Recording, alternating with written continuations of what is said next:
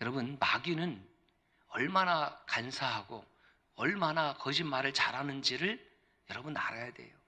마귀의 입에서 나오는 것은 처음부터 끝까지가 다 거짓말입니다. 믿을 말이 없어요. 교회 나가라고, 나가지 말라고 요즘 얘기하는 마귀가 아니라, 요즘 마귀는 교회를 나가라고 부추기는지도 모르겠어요. 정할 수 없으면 교회를 나가라고 해. 나가되 교회에 앉아있다만 오는 것이고, 그래 봉사는 하되 전도는 하지 말게 하고, 교회는 나가되 교회 안에서 성도와 성도 간에 이간질시키고, 교회를 분란에 휩싸이게 하고, 목회자를 비난하고, 성도를 욕하게 하고, 그래 교회 안에 나가서 교회를 파괴하는 것이 더 좋겠다, 이렇게 마귀가 전략과 전술을 쓰는 시대가 아닌지 우리가 한번 깊이 생각해 보아야 합니다. 그럼 마귀는 어떤 신자를 싫어하나?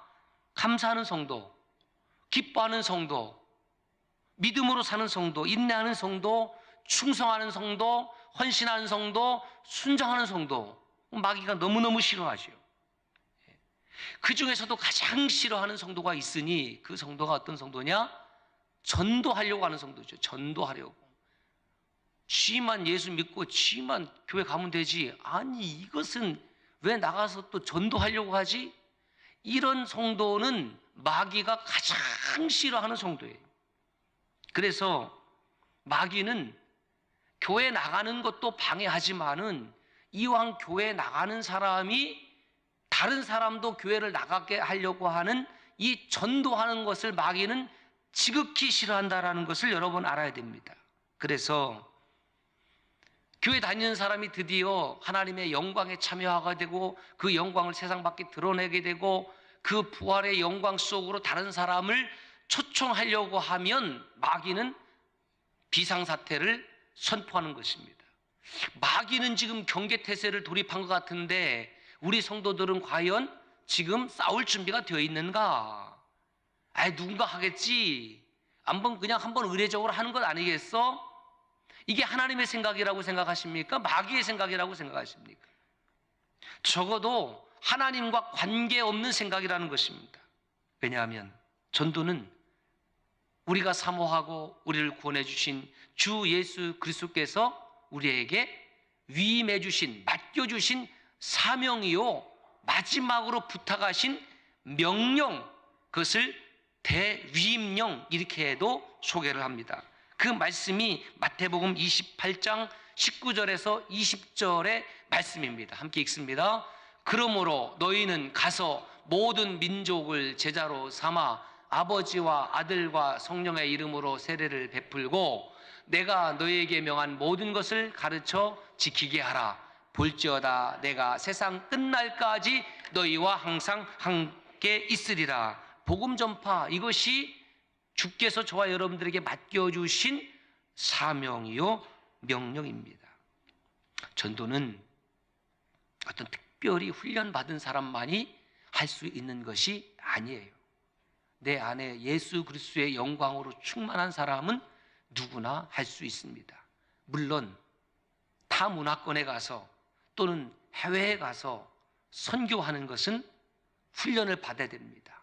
그 나라의 역사도 알아야 되고, 문화도 알아야 되고, 언어도 배워야 되고, 기후도 알아야 되고, 교육 시스템도 알아야 되고, 여러 가지를 준비하고 공부하고 전문적인 훈련을 받고 나가서 선교적 사명을 감당하는 선교사들이 있습니다. 그러나 동일 문화권 내에서 전도하는 것도 역시 선교입니다. 언어가 같습니다. 문화가 같습니다. 얼마든지 전도할 수 있음에도 불구하고 어느덧 우리는 타문화권에 가서 선교하는 것은 대단한 것으로 여기는 반면에, 동일 문화권에서 전도하는 것은 시시한 것으로 생각하는 아주 이분법적인 잘못된 신앙이 교회 안에 들어왔습니다. 해외에서 나가 선교하는 것도 중요합니다. 그러나 국내에서 복음 전도하는 것 역시 중요합니다. 해외에 있는 영혼이든 국내에 있는 영혼이든 영혼의 무게와 가치는 동일하다는 것을 알아야 됩니다. 여러분, 그리스도인들은 어떤 사람을 그리스도인이라고 하는 거예요? 예수 그리스도의 십자가를 경험하고 나아가서 예수 그리스도의 부활을 체험한 사람들입니다. 왜 우리가 전도하지 못하냐 하면 예수 그리스도의 부활의 영광이 내 안에 머물지 못하고 있기 때문이 아닐까요? 예수 그리스도의 그 찬란하고 위대한 그 부활의 영광이 저와 여러분들의 심령 안에 있다고 한다면 그것을 전하지 아니하고는, 드러내지 아니하고 하는 견딜 수 없는 심령이 되기를 주의 이름으로 축복합니다. 부활을 경험하기 전 예수님의 제자들의 모습은 어떤 모습이었습니까? 19절 말씀을 보실까요? 같이 읽습니다. 이날 곧 안식 후 첫날 저녁 때에 제자들이 유대인들을 두려워하여 모인 곳에 문들을 닫았더니 예수께서 오사 가운데에 서서 이르시되 너희에게 평강이 있을지어다. 예수님의 십자가 사건 이후에 제자들은 숨었습니다. 그리고 문을 다 잠갔습니다. 그리고 그들의 심령은 두려움으로 충만했습니다. 무슨 두려움입니까? 죽음에 대한 두려움.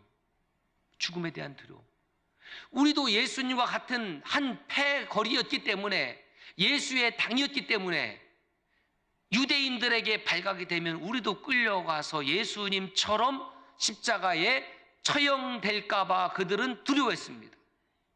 제자들이 두려워했던 것은 죽음에 대한 두려움이었습니다. 사람들은 이 죽음에 대해서 누구나 본능적으로 두려워합니다. 두려운 것입니다. 죽음은 저도 두렵습니다.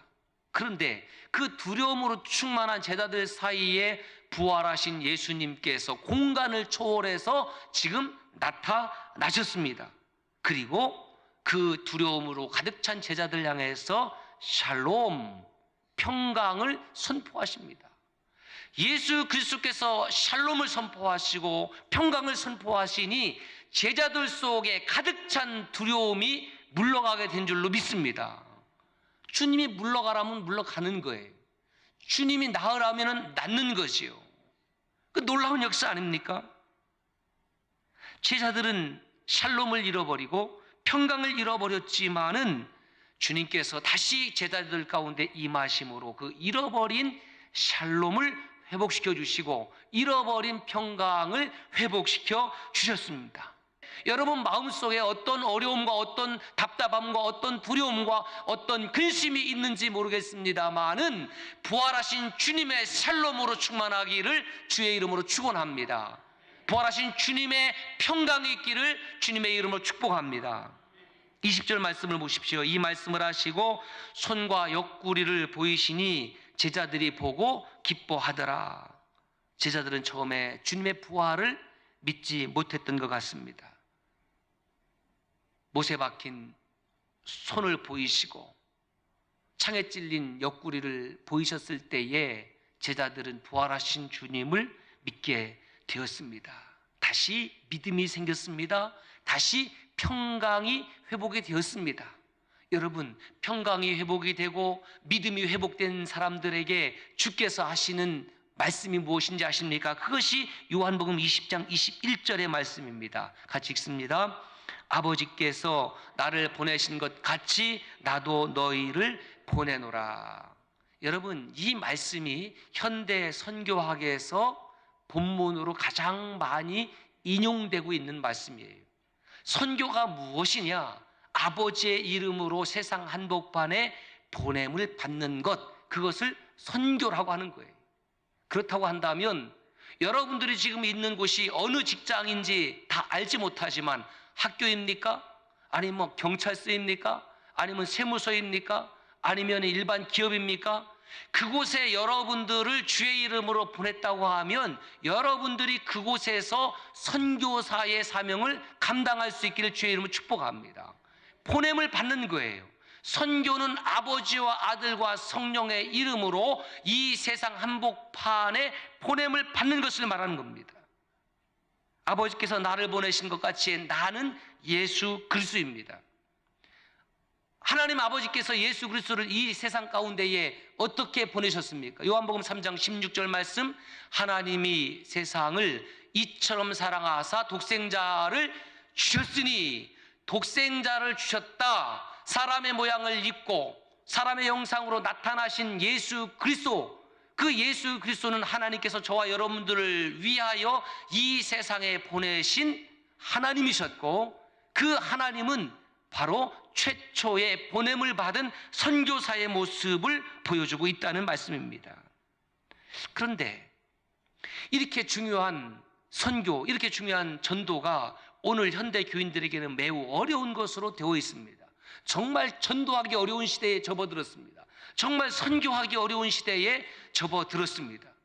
전도는커녕 기존에 있던 교인들도 교회 안에서 점점 줄어들어가고 있습니다. 교회가 문을 닫고 있습니다. 왜 우리는 이렇게 전도의 앞에 무기력하고 전도를 하지 못하게 되었을까? 몇 가지 이유가 있습니다. 첫째는 우리 전도하면 다른 사람들이 싫어할 것이라고 생각합니다. 나 교회 다니는 것 얘기하지 말아야지. 괜히 직장에서 나 교회 다니는 것 얘기했다가는 손해볼지도 몰라. 내가 하나님 믿는다는 거룩한 사명으로 살아가는 그리스도인들이 점점 줄어들고 있다는 겁니다. 그래서 어느 날 내가 교회 다니는 것을 알게 되면, 아이고 교회 다녔네? 몰랐어? 교회 다니는 것이 여러분 창피한 것입니까? 예수 그리스도를 믿는 것이 정말 부끄러운 것입니까? 아니잖아요. 세례 요한은 자기 앞에 세례를 받으러 나오는 유대 백성들을 향해서 마태복음 3장 12절에 이렇게 말씀하고 있습니다. 같이 읽습니다. 손에 키를 들고 자기의 타작마당을 정하게 하사 알곡은 모아 곳간에 들이고 쭉정이는 꺼지지 않는 불에 태우시리라. 알곡 신자가 있고 쭉정이 신자가 있다라는 겁니다. 여러분 농사를 지으셨던 분들은 알 겁니다. 벼가 있고요, 벼하고 비슷하게 생긴 것이 있더라고요. 뭐예요? 피예요. 피 뽑아봤어요? 전 뽑아봤어요. 이래봬도 그렇게 안 생겼죠? 뽑아봤다니까요. 피를 잘 구별해야지. 피와 벼를 구별하지 못하는 사람을 가서 뽑으라고 하면 죄다 벼 다 뽑아버린대. 모르는 사람이 뽑으면요 다 뽑아버리는 거예요. 곡식과 가라지를 때로는 내버려 둘 때가 있습니다. 가라지를 위해서가 아니고 곡식을 위해서예요. 마지막 추수 때에는 그 가라지는 여김없이 다 불에 태워지게 된다는 것을 기억하시기를 바랍니다. 사랑하는 여러분, 그리스도인들은, 저와 여러분들은 싸구려 물건을 강매하는 사람들이 아니에요. 그리스도인들은 천국의 길을 안내하는 사람들이고 생명의 길을 전하는 사람들이 저와 여러분들인 줄로 믿습니다. 교회가, 그리스도인들이 세상 사람들로부터 윤리적, 도덕적으로 비난을 받는 것은 우리가 부끄러워해야 되고 우리가 경성해야 될 일이죠. 나는 그렇게 살면 안 되겠다. 그러나 정말 부끄러워해야 될 일이 무엇이냐? 그것은 그리스도임에도 불구하고 예수 그리스도의 생명의 복음을 전하지 않는 겁니다. 생명의 복음을 내 가족에게도 전할 생각이 없고 생명의 복음을 내 직장 동료에게도 전할 생각이 없는 거죠. 왜? 교회가 자랑스럽지 않으니까, 성도가 자랑스럽지 않으니까, 교회의 권사, 장로, 목사가 자랑스럽지 않으니까, 더 나아가서 부활하신 영광이 내 안에 임재하지 않으니까, 바라고 소원하기는 저와 여러분들이 매주일 이 자리에 나와서 동일하게 반복해서 예배를 드릴 때마다 하나님의 영광에 들어갈 수 있기를 주님의 이름으로 축원합니다. 하나님의 영광이 없는 예배, 하나님의 임재가 없는 예배라는 것은 얼마나 공허한 일이라는 말인가. 우리가 마음을 다하고 뜻을 다하고 성품을 다하고 힘을 다하여 하나님을 찬양할 때마다 하나님의 영광이 찬양될 뿐만 아니라 저와 여러분의 심령 속에 충만히 넘치기를 주의 이름으로 축복합니다. 두 번째로 전도를 하지 않는 이유는 영적 게으름 때문에 그렇습니다. 주일 예배만 잠시 드리고 가는 것, 그것이 내 신앙생활의 전도가 되어서는 안 됩니다. 목사님, 제가 목사님 말씀을 듣고 나니까 마음에 깊이 회개가 됩니다. 봉사하겠습니다. 사역하겠습니다. 성경 공부도 하겠습니다. 아이고, 옳거니 됐구나. 근데 한마디 더 붙이는 거죠. 다음에 하겠습니다. 또 한마디 더 붙이는 거죠. 시간 날 때 하겠습니다. 시간이 없어서 못하는 거죠. 지금 제가 하고 싶은 것이 많이 있어요. 목사님 몰라서 그러는데 제가 사역도 하고 봉사도 하고 헌신도 해야 되는데 안타깝게도 제가 시간이 없네. 예, 그리고 지금은 돈을 좀 벌어야 돼. 목사님 깊이 양해해 주시길 바랍니다. 저는 솔직히 양해를 하고 싶은 마음이 충만한데 하나님께서 이렇게 말씀하실지 모르겠습니다. 시간이 없다고 말하는 그대에게 내가 정말 시간이 없도록 만들어 주마. 이해가 되십니까? 시간이 없다고 말하는 그대에게 내가 시간이 정말 얼마 남지 않음을 내가 가르쳐 주마. 언제 섬기겠습니까? 언제 기도하겠습니까?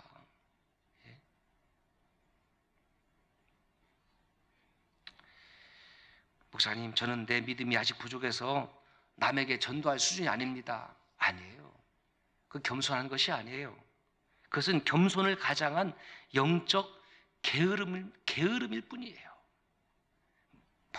성경을 많이 알고 신학교를 나오고 전도 훈련을 받고 그래야만 전도하는 것이 아니에요. 그렇게 생각하는 것은 이건 잘못된 선입견. 마귀가 넣어주는 겁니다. 어느 음식점에 가서 맛있는 음식을 먹었습니다. 그 음식점이 언제부터 오픈됐는지 아십니까? 몰라요. 그 사장님의 나이를 아십니까? 몰라요.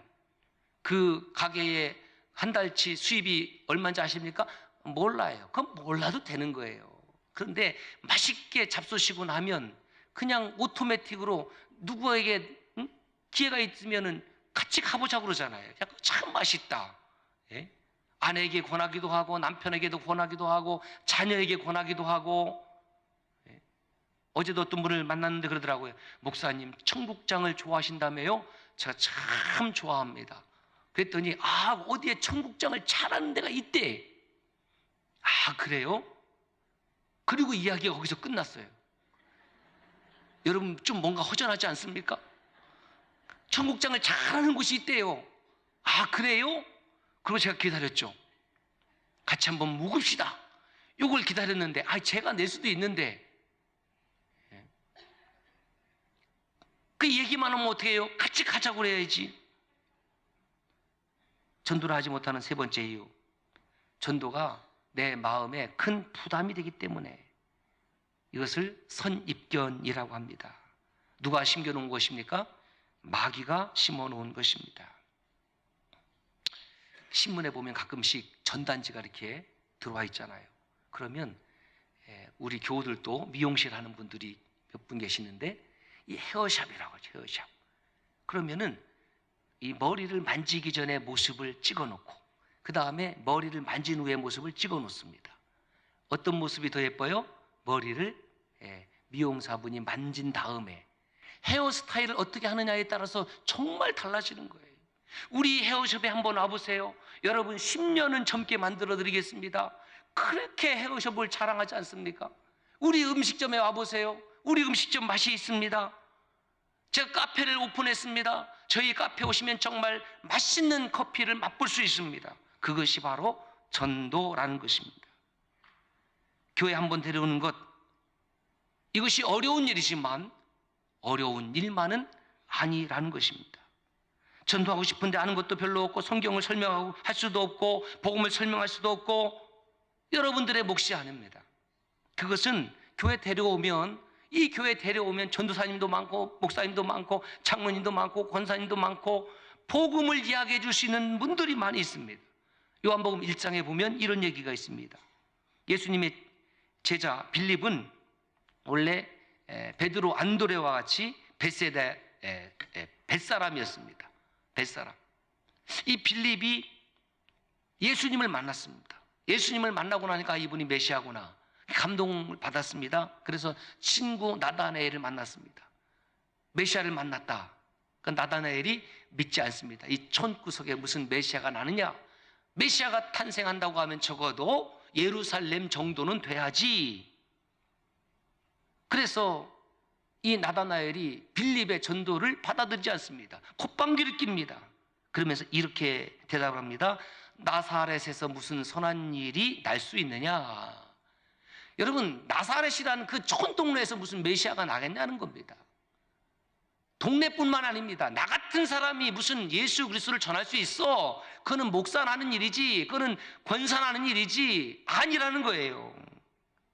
그래서 나다나엘이 거절하잖아요. 여러분, 전도를 하다 보면은 이런 분들을 만나게 됩니다. 거절을 당하는 거예요. 여러분, 이거를 기억하시기 바랍니다. 거절당했다고 해서 끝나는 것은 하나님이 원하시는 것이 아니에요. 거절당했습니까? 옳거니 이제부터 전도가 시작이 된다. 이게 하나님의 생각이에요. 그 제가 문장을 만들어 봤습니다. 보세요. 시작. 거절이 전도의 시작이다.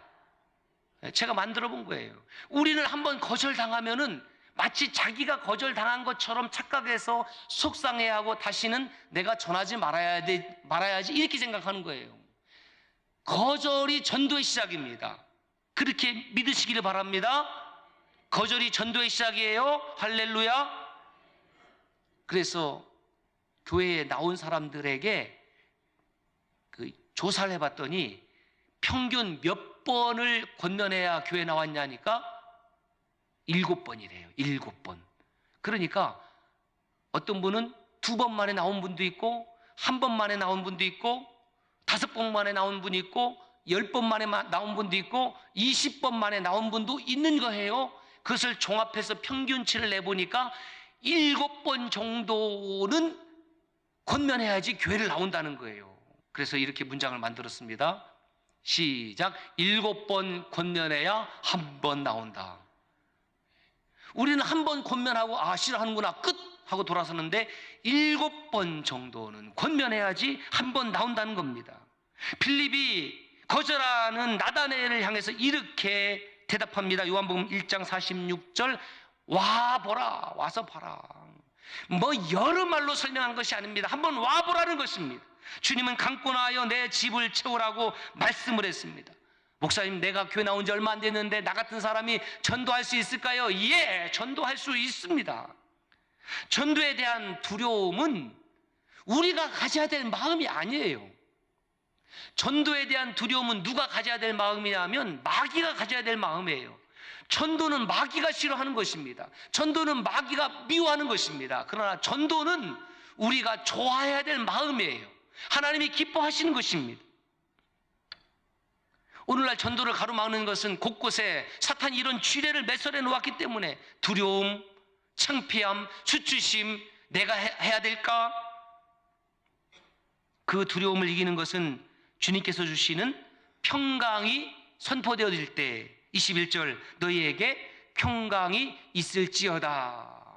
이러한 주의 평강을 입었습니까? 주님의 샬롬이 선포되었습니까? 그것으로 끝나는 것이 아니라 주의 평강이 내 안에 있다고 하면, 주님의 샬롬이 내 안에 선포되어 있다고 하면 예수 그리스도의 복음을 가지고 보냄을 받는 것입니다. 그래서 부활하신 후에 주님께서 제자들에게 주신 선물이 무엇이 있는지 제가 추적을 해보니까 오늘 본문에 2개가 나옵니다. 평강이 나오고 성령이 나옵니다. 22절 말씀을 보십시오. 숨을 내쉬며 이르시되 성령을 받으라. 그러니까 부활 후에 제자들에게 주신 예수님의 선물이 뭐냐면 샬롬이에요. 그리고 홀리 스피릿이에요. 그리고 마지막에 무엇을 주시냐면 권능을 주셨다고 그랬습니다. 사도행전 1장 8절에 오직 성령이 너에게 임하시면, 성령 주셨잖아요. 성령을 선물로 받았습니다. 보너스 찬스가 있는데 그것이 뭐냐 하면 권능이에요. 성령이 임하시면 너희가 권능을 받고 예루살렘과 유대와 사마리아와 땅끝까지 이르러 내 증인이 되리라. 증인된다는 말이 전도자요 선교자의 삶을 말하는 것입니다. 하나님께서 복음 전도의 사명을 감당하는 자들에게는 평강을 부어주시고 성령을 넣어주시고 권능을 주실 줄로 믿습니다. 혼자 전도하라는 것이 아닙니다. 하나님, 이 한 영혼을 제가 품습니다. 이 사람을 전도하고 싶습니다. 그 사람이 내 가족일 수 있습니다. 내 친구일 수 있습니다. 주님이 영혼을 주께로 돌이키고 싶은데 주의 성령께서 저와 함께 하시고 저를 도와주십시오. 저에게 권능을 주시고 권세를 주시면 능히 전도할 수 있을 줄로 믿습니다. 주님이 이렇게 말씀하셨습니다. 누가복음 19장 10절 인자가 온 것은 잃어버린 자를 찾아 구원하려 함이니라. 주님의 마음입니다. 디모데후서 4장 2절 말씀입니다. 시작. 너는 말씀을 전파하라. 때를 얻든지 못 얻든지 항상 힘쓰라. 시간 없다고 말하지 말라는 겁니다. 고린도전서 1장 21절 말씀입니다. 시작. 하나님의 지혜에 있어서는 이 세상에 자기 지혜로 하나님을 알지 못하므로 하나님께서 전도에 미련한 것으로 믿는 자들을 구원하시기를 기뻐하셨도다. 전도하는 것이 세상 사람들의 눈에는 미련하고 어리석은 것처럼 보이지만은 하나님의 성령이 저와 여러분들과 함께 하시면은 이 세상에서 복음을 받고 예수 믿는 사람들이 점점 줄어갈지 모르겠습니다만 우리는 역으로 거꾸로 우리 교회에 예수 믿는 사람들이 더 흥왕하고 늘어나는 역사가 일어날 줄로 믿습니다. 우리 교회가 정말 하나님이 기뻐하시는 교회라고 하면, 우리 교회가 하나님이 찾으시는 그 교회라고 한다면, 우리 교회에 하나님의 성령이 역사하고 하나님의 영광이 임하는 교회라고 한다고 하면 상하고 지치고 죄의 길로 가던 사람들이 돌이켜서 이 교회로, 예수의 길로, 십자가의 길로 돌아오는 역사가 일어날 줄로 믿습니다.